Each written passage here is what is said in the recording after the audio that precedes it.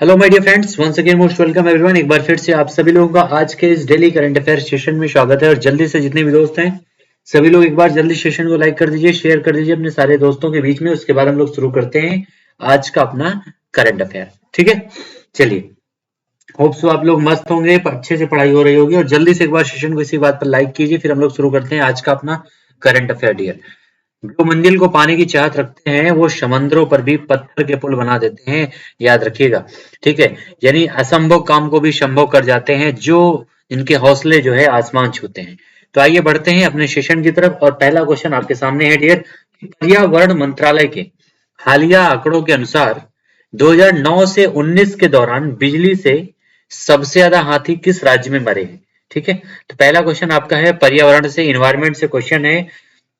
और सबको पता है कि इस समय आपके जितने भी एग्जाम हालिया हुए हैं, सारे एग्जाम में इन्वायरमेंट से रिलेटेड क्वेश्चन काफी ज्यादा पूछे गए हैं।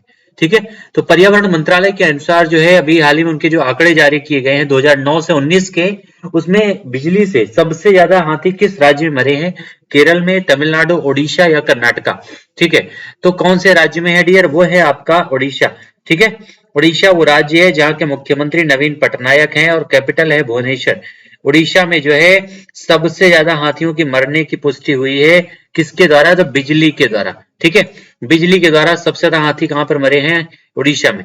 यहीं पर जो है इसी राज्य के द्वारा हाथियों की सुरक्षा के लिए मधुमक्खी के बजिंग जैसा एक कोई रिंग जारी किया गया था, जो हमेशा स्टेशनों के आसपास बसता था, यानी जहां पर क्रॉसिंग होती थी रेलवे क्रॉसिंग के आसपास, ताकि हाथी जो है उस क्रॉसिंग के आसपास ना आ सके और ट्रेनों से उनकी सुरक्षा हो सके। ठीक है, तो आंसर क्या हो जाएगा हमारा? Odisha will be the correct answer of this question. तो पहले क्वेश्चन का आंसर हो गया ओडिशा। कर्नाटक इसका जो है कैपिटल भुवनेश्वर। और नवीन पटनायक यहाँ के मुख्यमंत्री। कलिंगा स्टेडियम कहां पर है? ओडिशा में है, जहां पर अभी हाल ही में जूनियर जूनियर जो है हॉकी विश्व कप का आयोजन किया गया था। उसके अलावा आपके ओडिशा में ही कोणार्क का सूर्य मंदिर, लिंगराज मंदिर, ये सारे कहां पर हैं? ओडिशा में है, याद रखिएगा। ठीक है, चलिए बढ़ते हैं अगले क्वेश्चन की तरफ। डियर, कौन है नेक्स्ट? हमारा है सैफ अंडर 19 वुमेन्स चैंपियनशिप। कौन सा? सैफ अंडर 19 विमेन्स चैंपियनशिप का विजेता कौन सा देश बना है? तो सैफ अंडर 19 विमेन्स चैंपियनशिप का जो विजेता है, किस देश को घोषित किया गया है? तो पाकिस्तान, भारत, बांग्लादेश या फिर म्यांमार। ठीक है, तो डियर ये याद रखिएगा, ये जो आपका वुमेन्स वुमेन्स अंडर 19 चैंपियनशिप हुई थी, इसमें बांग्लादेश ने भारत को पराजित किया है। ठीक है, भारत को बांग्लादेश ने पराजित किया है और सैफ अंडर 19 विमेन्स चैंपियनशिप को जीत लिया है, याद रखिएगा। ठीक है, ये एक तरह का फुटबॉल टूर्नामेंट है। और ये जो आंसर क्या हो जाएगा हमारा? बांग्लादेश हो जाएगा यहाँ पर। Bangladesh will be the correct answer. किसको पराजित किया है? तो भारत को इसने पराजित किया था, ये भी नाम याद रखिएगा। दोनों इंपॉर्टेंट है। ठीक है, तो आंसर क्या हो जाएगा हमारा? बांग्लादेश। यहाँ के मुख्य प्रधानमंत्री कौन है इस समय? तो कौन है इस समय? शेख हसीना यहाँ के जो है हेड हो, यहाँ पर हेड है स्टेट के, याद रखिएगा। ठीक है, इन्हीं के पिताजी को गांधी शांति पुरस्कार 2021 में मिला था, वो भी याद रखिएगा। अगला हमारा है, किस स्पेस एजेंसी ने जेम्स वेब स्पेस टेलीस्कोप को लॉन्च किया है? नासा, जाक्सा, इसरो या रॉसकॉस्मोस के द्वारा?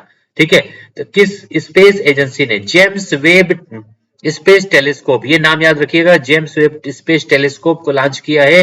किसके द्वारा? नासा जो है अमेरिका की स्पेस एजेंसी, जाक्सा जापान की, इसरो भारत की और रॉसकॉस्मोस कहाँ की है? रूस की है। और इसमें से ये नासा के द्वारा इसको लॉन्च किया गया है, याद रखिएगा। ठीक है, नासा के द्वारा लॉन्च किया गया है जेम्स वेब स्पेस टेलीस्कोप, जो अमेरिका की स्पेस एजेंसी है, जिसकी स्थापना 1958 में की गई थी।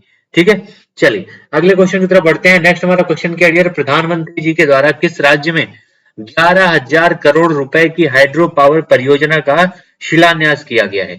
हमारे देश के प्रधानमंत्री जी के द्वारा किस राज्य में 11,000 करोड़ की हाइड्रो पावर परियोजना का शिलान्यास किया गया है? कटक उड़ीसा में, अहमदाबाद गुजरात में, लखनऊ उत्तर प्रदेश में या फिर मंडी हिमाचल प्रदेश में?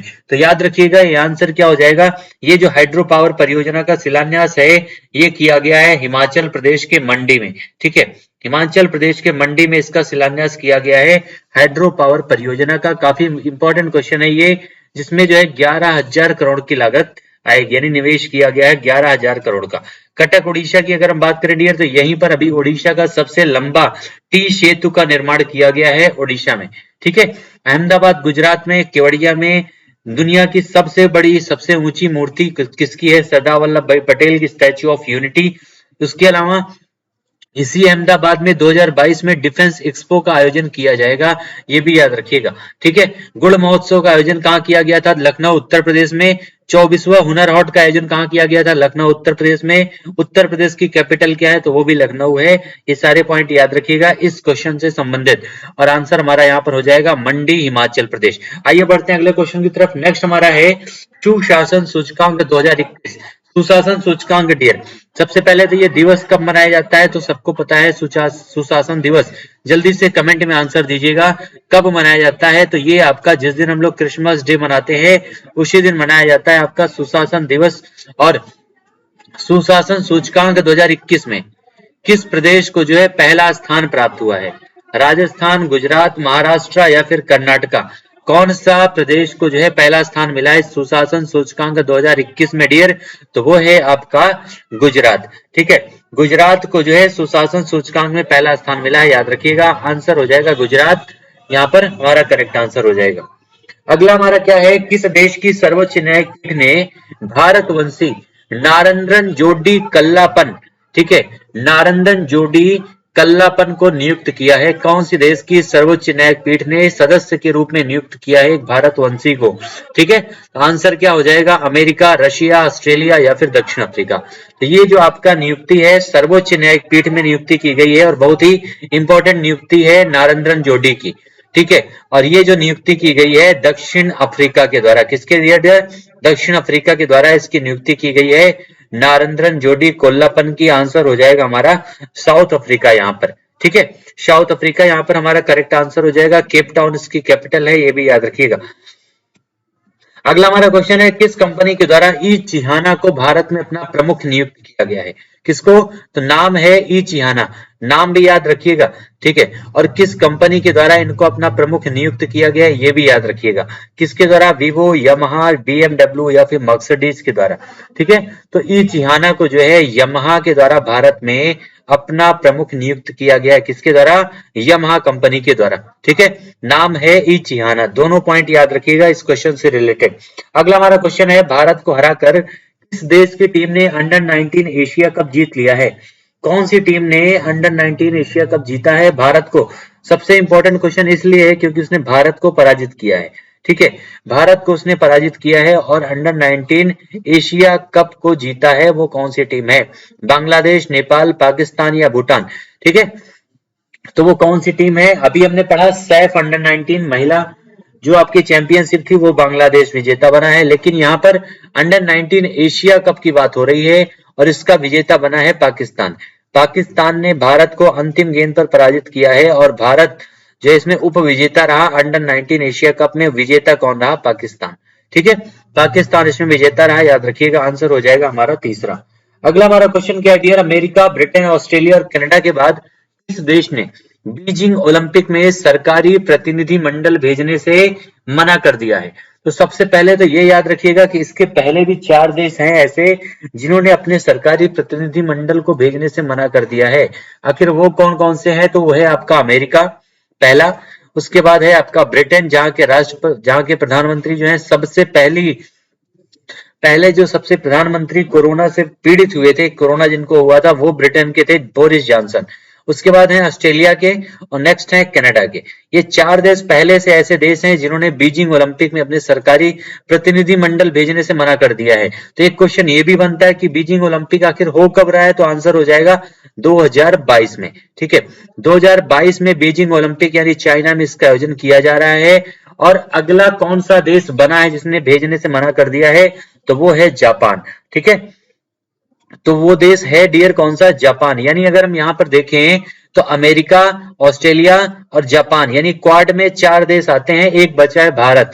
ठीक है, 3 देशों ने अपने सरकारी प्रतिनिधि मंडल भेजने से मना कर दिया है, एक जापान जो है ये फिर से अभी नया बना है, तो ये भी नाम याद रखिएगा। क्वाड क्या होता है? तो 4 देशों का कोऑर्डिनेटर समूह होता है, जिसमें अमेरिका है, ऑस्ट्रेलिया है, जापान है और भारत है, जिनका समुद्री अभ्यास भी हाल ही में किया गया था, ये भी याद रखिएगा। ऑस्ट्रेलिया इस बार 2021 में पहली बार शामिल हुआ था इसमें, और इससे पहले 2020 में पहली बार शामिल हुआ। इसके पहले जो है जापान जो है 2015 में शामिल हुआ था, क्वाड जो आपका युद्धाभ्यास होता है, ठीक है। और इसका भारत और अमेरिका के बीच शुरुआत जो है 1992 से हुई थी। ये हो गया हमारा आंसर जापान का। यहीं पर इस बार आपका 2021 में 2020 का जो टोक्यो ओलंपिक था उसका आयोजन किया गया था, वो भी याद रखिएगा, ठीक है।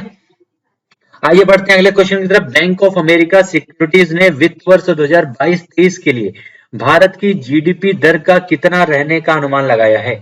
तो बैंक ऑफ अमेरिका सिक्योरिटीज के द्वारा ये जारी किया गया है कि भारत का जो जीडीपी है वो वित्त वर्ष 2022-23 में कितना रहने वाला है? 9.5%, 8.57% या फिर 8.2%, ठीक है। तो आंसर क्या हो जाएगा डियर? यहाँ पर हमारा 8.2%, 8.2% हमारा आंसर हो जाएगा। बैंक ऑफ अमेरिका सिक्योरिटीज के द्वारा इसको जारी किया गया है, ये भी याद रखिएगा। नेक्स्ट हमारा क्वेश्चन है गृह मंत्री अमित शाह के द्वारा भारत दर्शन पार्क, ठीक है, गृह मंत्री जी के द्वारा इसको जो है लॉन्च किया गया है, समर्पित किया गया है, और नाम क्या है? भारत दर्शन पार्क। और ये कहां पर जो है जनता को समर्पित किया गया है? दिल्ली में, लखनऊ में, भोपाल में या फिर हैदराबाद में? तो आपका जो अमित शाह जी के द्वारा भारत दर्शन पार्क को जो है जनता को समर्पित किया गया है नई दिल्ली में, ठीक है। दिल्ली यानी हमारा करेक्ट आंसर हो जाएगा। भारत देश की कैपिटल भी है। 1911 में इसकी जो है स्थापना का घोषणा किया गया था, 1912 में बनाया गया था जेम्स द्वितीय के द्वारा, जब उनका जो है दिल्ली दरबार का आयोजन किया गया था, और इसी में बंगाल विभाजन को भी कैंसिल किया गया था 1911 में, ठीक है। यहाँ के मुख्यमंत्री कौन है? अरविंद केजरीवाल जी। चलिए बढ़ते हैं अगले क्वेश्चन की तरफ डियर। नेक्स्ट हमारा है 2021 में भारत का सबसे बड़ा आईपीओ कौन सा है? तो 2021 में भारत का जो सबसे बड़ा आईपीओ, सबसे ज्यादा कमाई करने वाला है, वो है पेटीएम। कौन सा है डियर? पेटीएम सबसे ज्यादा है, यानी फर्स्ट नंबर पर पेटीएम है, जोमेटो दूसरे नंबर पर है, पावर ग्रिड इनविट तीसरे नंबर पर है, और star health and alliance insurance ये आपका चौथे नंबर पर है। सारे क्रम से है, इनको याद कर लीजिएगा, 4 नंबर तक आपके दिए गए हैं। फर्स्ट है आपका पेटीएम, यहाँ पर जो एक ऑनलाइन पेमेंट ऐप भी है। उसके अलावा नेक्स्ट हमारा क्वेश्चन है रक्षा मंत्री राजनाथ सिंह जी के द्वारा कहां पर रक्षा प्रौद्योगिकी एवं परीक्षण केंद्र की आधारशिला रखी गई है? वाराणसी में, लखनऊ में, झांसी में या फिर सिद्धार्थनगर में? कहां पर इसकी आधारशिला रखी गई है डियर? किसके द्वारा? तो रक्षा मंत्री राजनाथ सिंह जी के द्वारा इसकी आधारशिला रखी गई है, और ये रखा गया है लखनऊ में। लखनऊ से सांसद भी हैं राजनाथ सिंह जी, ये भी याद रखिएगा। इस समय हमारे रक्षा मंत्री भी हैं, और आपके इन्हीं के द्वारा रक्षा प्रौद्योगिकी एवं परीक्षण केंद्र की आधारशिला लखनऊ में रखी गई है, ठीक है। आंसर हो जाएगा लखनऊ। वाराणसी में अभी हाल ही में नरेंद्र मोदी जी के द्वारा जो है यहाँ पर काशी विश्वनाथ मंदिर का शिलान्यास किया गया। उसके साथ ही यहाँ पर 27 योजनाओं का शिलान्यास किया गया था, जिनकी लागत कम से कम 2100 करोड़ रुपए थी, 27 योजनाओं का, ठीक है। उसके अलावा आपके विजय पर्व अभी मनाया गया था झांसी में महारानी लक्ष्मीबाई के वहां पर उनकी मेमोरीज में, और सिद्धार्थ नगर में काला नमक चावल महोत्सव मनाया गया था, ये भी याद रखिएगा। आंसर हो जाएगा लखनऊ हमारा, ठीक है। नेक्स्ट हमारा है कुड्डू जल विद्युत परियोजना का उद्घाटन किसके द्वारा मंडी हिमाचल प्रदेश में किया गया था?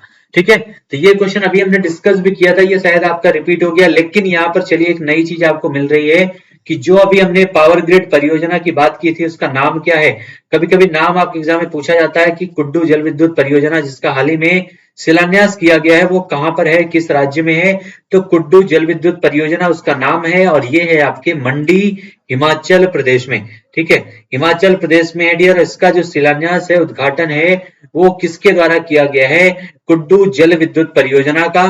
तो इसका शिलान्यास किया गया है हमारे देश के प्रधानमंत्री जी के द्वारा, ठीक है, हमारे देश के प्रधानमंत्री जी के द्वारा।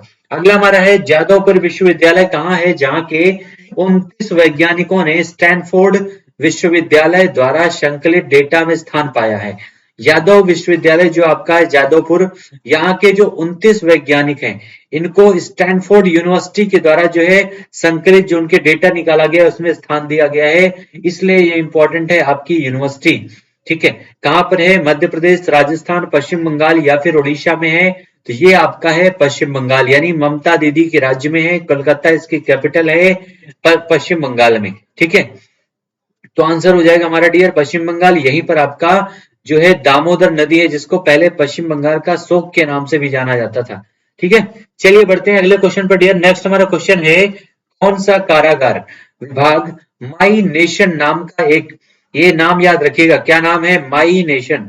ठीक है, माई नेशन के नाम से उन्होंने एक आउटलेट के माध्यम से कैदियों के द्वारा जो भी चीजें उत्पाद जो जेल में बनाई जाती हैं उन सभी को प्रदर्शनी में रखने की व्यवस्था की है और उनके उत्पादों को बिक्री के लिए उपलब्ध कराया जा रहा है, बेचा जा रहा है। कौन सी योजना के तहत डियर? तो वो योजना है आपकी माई नेशन। माई नेशन योजना है, याद रखिएगा। इस क्वेश्चन का आंसर क्या हो जाएगा डियर, यानी कहां पर किस कारागार विभाग के द्वारा इसको शुरू किया गया है? तो ये शुरू किया गया है तेलंगाना कारागार विभाग के द्वारा। किसके द्वारा डियर? तेलंगाना कारागार विभाग के द्वारा इसकी शुरुआत की गई है, नाम याद रखिएगा, तेलंगाना। ठीक है, 2014 में इसको आंध्र प्रदेश से अलग करके बनाया गया था तेलंगाना को।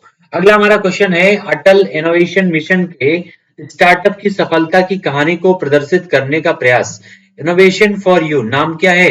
इनोवेशन फॉर यू, तो ये नाम याद रखिएगा। इनोवेशन फॉर यू जो है स्टार्टअप की सफलता की कहानी के लिए है और ये किसके द्वारा जारी किया गया है? अटल इनोवेशन मिशन के स्टार्टअप के तहत भी इसको जारी किया गया, ये भी याद रखिएगा। किसके द्वारा डियर? तो नीति आयोग के द्वारा। ठीक है, नीति आयोग के द्वारा इसको जारी किया गया है। और ये नीति आयोग क्या है? तो इसको योजना आयोग के स्थान पर 2014 में जिसको योजना आयोग को समाप्त करके 2015 में नीति आयोग की स्थापना की गई थी, जिसके हेड कौन होते हैं? प्रधानमंत्री। इसके उपाध्यक्ष इस समय कौन है? तो वो है राजीव कुमार और उसके सीईओ कौन है? अमिताभ कांत जी इसको सीईओ है। ठीक है, नीति आयोग हमारा करेक्ट आंसर हो जाएगा, जिसका फुल फॉर्म क्या होता है? नीति का national institution for transforming India इसका फुल फॉर्म होता है। अगला क्वेश्चन हम बढ़ते हैं। नेक्स्ट हमारा डियर क्या है? इस टाइगर कंजर्वेशन ने बाघों के संरक्षण और जैव विविधता के समर्थन के लिए अर्थ गार्जियन अवार्ड जीता है। ठीक है, तो टाइगर कंजर्वेशन ने बाघों के संरक्षण और जैव विविधता के लिए अभी अर्थ गार्जियन अवार्ड किस जो है टाइगर रिजर्व ने जीता है डियर? तो वो है आपका पराम्बीकुलम टाइगर रिजर्व। कहां पर है? तो केरल में है पराम्बीकुलम टाइगर रिजर्व और इसी ने जीता है ये अवार्ड, अर्थ गार्जियन अवार्ड। ठीक है, अर्थ गार्जियन अवार्ड जीता है, या नाम याद रखिएगा, बहुत इंपॉर्टेंट है आपका पराम्बीकुलम टाइगर रिजर्व। ठीक है, नेक्स्ट हमारा है, विजय हजारे ट्रॉफी पहली बार किस टीम ने जीत लिया है? विजय हजारे ट्रॉफी जो है पहली बार कौन सी टीम ने जीत लिया है? हमने पढ़ाया था कि पहली बार अभी हाल ही में कौन सी टीम पहुंची थी? हिमाचल प्रदेश पहली बार फाइनल में पहुंची थी, हिमाचल प्रदेश और तमिलनाडु, दो टीमें हैं, यानी आंसर यही दोनों में से कोई एक होगा। और यहाँ पर हिमाचल प्रदेश ने जो है विजय हजारे ट्रॉफी को जीत लिया है, याद रखिएगा। आंसर क्या हो जाएगा? हिमाचल प्रदेश यहाँ पर करेक्ट आंसर हो जाएगा, जिसने पहली बार इस ट्रॉफी को जीता है। ठीक है, नेक्स्ट हमारा है यहाँ पर डियर, तमिलनाडु और हिमाचल प्रदेश के बीच रोमांचक मुकाबले में हिमाचल प्रदेश की विजय के बाद मैन ऑफ द मैच किसे चुना गया? ठीक है, तो man of the match final match में जिन्होंने शतक लगाया था उनका नाम है शुभम अरोरा। ठीक है, शुभम अरोरा को जो है ये अवार्ड दिया गया है मैन ऑफ द मैच का इस मुकाबले में, विजय जो हजारे ट्रॉफी है इसमें। ठीक है, विजेता कौन बना है? हिमाचल प्रदेश। पराजित किसको किया है? तो तमिलनाडु को, ये भी नाम याद रखिएगा, तमिलनाडु को पराजित किया है। हिमाचल प्रदेश के जो है इस समय कैप्टन कौन है? तो उसका नाम है ऋषि धवन। ठीक है, ऋषि धवन इनका नाम है।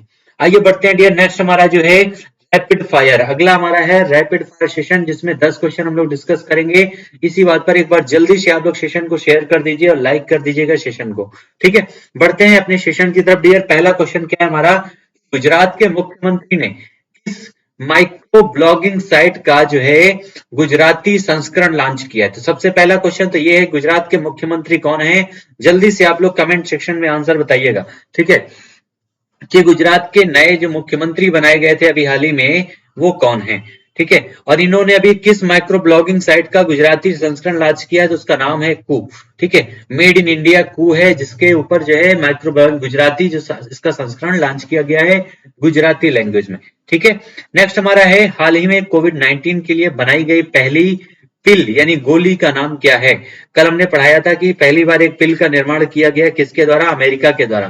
तो इस गोली का नाम क्या है डियर, ये इंपॉर्टेंट है। क्या नाम है, पैक्सलोविड। ठीक है, पैक्सलोविड इसका नाम है, इस गोली का नाम जो कोविड-19 के लिए बनाई गई है यानी कोरोना के लिए। अब एक नया इस समय वेरिएंट घूम रहा है कोरोना का, जिसका नाम क्या है, इस जल्दी से एक बार कमेंट में बताइएगा। कई बार हमने डिस्कस किया है और कोरोना के 2 केसेस उस वेरिएंट के हमारे उत्तर प्रदेश में भी मिल चुके हैं इस समय। ठीक है, नेक्स्ट हमारा है ओडिशा के सबसे लंबे पुल, जिसका नाम क्या है, टी सेतु। अभी हमने डिस्कस भी कर दिया इस क्वेश्चन को कि टी सेतु का जो उद्घाटन है वो कहां पर किया गया है। ठीक है, ओडिशा का सबसे लंबा पुल है टी सेतु, और ये कहां पर है, कटक पर है। अब आपसे एक क्वेश्चन है इसी बात पर कि आप लोग ये बताइएगा कि टी सेतु जो आपका बनाया गया है, जो सबसे लंबा पुल है उड़ीसा का, वो कौन सी नदी पर बनाया गया है। ठीक है, किस रिवर पर बनाया गया है इस टी सेतु को जो कटक में है। ठीक है, अगला हमारा क्वेश्चन है सुशासन दिवस कब मनाया जाता है, तो सबको पता है 25 दिसंबर। किसकी जन्म दिवस पर मनाया जाता है, ये कमेंट में आंसर बताइएगा। सुशासन दिवस जो है हम लोग किसके जन्म दिवस पर मनाते हैं, 25 दिसंबर को, जिस दिन आपका क्या है, क्रिसमस दिवस भी, क्रिसमस डे भी मनाया गया था। ठीक है, अगला हमारा क्वेश्चन है डियर सैफ अंडर 19 महिला चैंपियनशिप में मोस्ट वैल्यूएबल प्लेयर का अवार्ड किसे दिया गया है। सैफ अंडर 19 महिला जो विश्व कप है वहां पर जो आपका है मोस्ट वैल्यूएबल प्लेयर का जो अवार्ड है किससे मिला है, तो ये मिला है शाहिदा अख्तर रिपा को।